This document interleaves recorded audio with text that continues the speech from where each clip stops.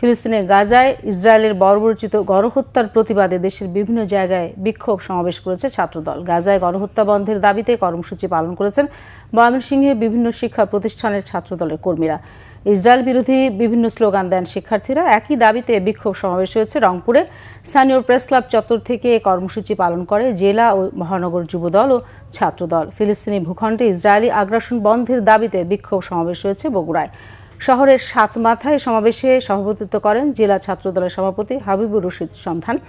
Israel বিরোধী বিক্ষোভ হয়েছে মানিকগঞ্জ। সকালে সরকারি দেবেন্দ্র কলেজ ছাত্রদলের নেতাকর্মীরা একটি মিছিল নিয়ে প্রধান সড়ক প্রদক্ষিণ করেছে। একই দাবিতে কর্মসূচি পালিত হয়েছে পাবনাতেও। জেলা ছাত্রদলের উদ্যোগে একটি বিক্ষোভ মিছিল বের করা হয়।